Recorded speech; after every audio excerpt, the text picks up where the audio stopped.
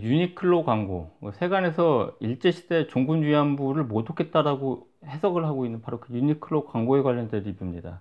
원래 이걸 다루지 않으려고 했는데 거의 기사가 10월 19일 날 처음 터진 다음에 그 다음 날도 그 다음 날도 그 다다음 날도 계속 나오더라고요. 근데 계속 나오는 그 연속된 그 기사 내용이 제가 봤을 때 너무나 황당한 거예요. 그래서 다루기로 결정을 했어요. 한 대학생이 그 일제시대를 겪은 할머니를 모시고 와서 그 유니클로 광고를 갖다가 패러디한 그 반격 광고를 냈다라고 하니, 영상을 찍었다라고 하니까 또 한 언론사가 위안부를 조롱한 유니클로에 묵직한 한 방 날린 한국 대학생이라는 기사를 또 썼더라고요. 근데 이게 묵직한 한 방일 수가 있는가? 이 광고를 정상적으로 해석했을 때 이게 종군 위안부하고 아무 상관이 없다고 생각하는 사람으로서 이게 좀 황당했고, 또 10월 21일 날은 국정감사장에서도 이 광고 얘기가 나왔다고 하죠. 그래서 박영선 중소벤처기업부 장관한테 요 질의, 유니클로 광고에 대해서 어떻게 생각하냐는 질의를 받으니 무척 화가 나는 일이다. 그래서 관련 부서랑 상의를 한 다음에 유니클로에 그 제재를 가하겠다. 그러니까 사업 조정 대상으로 고려하겠다는 얘기를 했다는데, 이건 정말 너무 과한 일이라고 저는 봐요. 그래서 정상적인 판단력으로 이 유니클로 광고가 어떻게 그 2차 대전 당시 종국 위안부를 연상시킬 수 있는지 저로서는 이해가 안 가서, 요런 지금 요 현상, 반일 감정의 현상이 요즘에 유행하고 있는 반일 감정이란 이데올로기의 수준을 보여주는 작은 소동이라고 생각을 하거든요. 근데 작은 소동이 아니라 큰 소동이 이미 돼버렸어요. 이 유니클로 광고를 논란이다라고 말을 하는 사람들이 문제 삼는 시비거리는 이런 거죠. 그 젊은 여자애가 그 나이 든 사람한테 할머니 땐 내 나이 때는 어땠냐라고 물어보니까 그 아주 오래전이라 기억 못한다.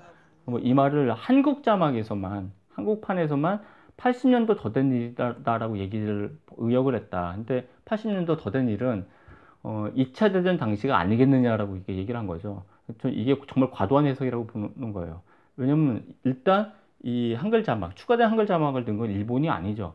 한국지사예요. 한국지사에서 넣고, 한국지사의 입장은 뜻을 좀 더 분명하게 하기 위해서 의역을 한 거다라고 얘기를 했는데, 보통 외국 자막 혹은 외국 문서를 우리나라 말로 번역을 할 때 직역을 하지 않고 자연스럽게 의역을 하거나 의미를 갖다 추가하는 일은 아주 아주 흔한 일입니다. 그러니까 영화도 그렇고 일반적인 책도 그렇고 광고도 그렇고요.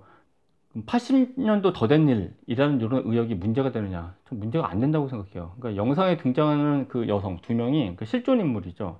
그 나이 든 사람으로 등장한 사람은 아이리스 아펠이라는 1921년생 미국 사업가입니다. 그리고 그 젊은 여자, 20대 초반이 아니라 13세로 나오는데 진짜 13세인 패션 디자이너 캐리스 로저스예요. 이 두 여성의 나이 차이가 85세예요.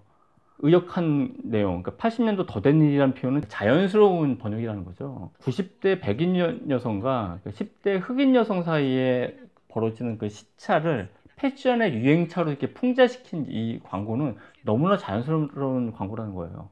그러니까 이거를 2차 대전 당시 동아시아의 한 어떤 여성의 불행으로 연결시키는 거는 과도한 피해망상이라는 거예요. 그 이번 사태의 가장 큰 문제점은 특히 반일 감정하고 관련돼서 맨날 인용되는 사람 두 명 있잖아요. 그 서경덕 그 성신여대 교수랑 호사카 유치란 또 일본 사람, 그 세종대 교수죠. 이 두 사람의 일방적인 강경주의 입장만 언론에 보도된다는 거, 이거에 대한 반론이 반론이 너무 많죠. 근데 이게 너무나 상식에 반하는 거다 보니, 상식에 반하는 분노다 보니 뭐라고 반론을 해야 될지 전 사실 모르겠어요. 그러니까 이 일방적인 그 강경론만 하나의 공론으로 인정받고 있다는 이런 분위기가 전 정말 문제라고 생각을 하고요. 특히 호사카 유지 같은 경우는 이렇게 말했다고 해요. 유니클로에서 그거는 위안부 모독하고 아무 상관이 없는 거다라고 얘기를 하니까, 만든 사람의 의도에 어떻건 상대방이 불편하면 사과를 해야 된다라면서 공개 사과를 요구했어요. 근데 이 공개 사과 요구, 요 몇 년 사이에 굉장히 유행하고 있는 일이죠. 누군가 불편하면 잘못의 사실 여부를 떠나서 공개 사과하라는 게 문화적 유행이 되는데, 저 이거 진짜 문제라고 생각해요. 그러니까 호사카 유지의 이런 일방적인 주장에 불편함을 느끼는 저 같은 사람도 있습니다. 많이 있습니다. 그럼 호사카 유지는 공개 사과를 해야 되겠네요. 사과를 하려면 먼저 논란이 됐던 어떤 일에 대한 시시비비를 먼저 따져야 되는 그런 선행 작업이 필요하죠. 무조건 자기 화났다고 사과부터 요구하는 이런 문화, 이거 어떻게 해야 되죠? 반대 의견을 내세우면 친일파다라고 몰아세우는 이런 마녀사냥적인 분위기. 이거 정말 이거 대책이 없는 것 같아요. 유니클로 측에서 그런 생각을 하실 수 있다는 게 정말 대단하다라고 답변을 했대요. 이런 답변 때문에 더 화가 났죠, 사람들이. 근데 저 역시 이런 광고로 위안부를 떠올렸다는 그런 생각을 할 수 있다는 게 정말 대단하다고 생각합니다.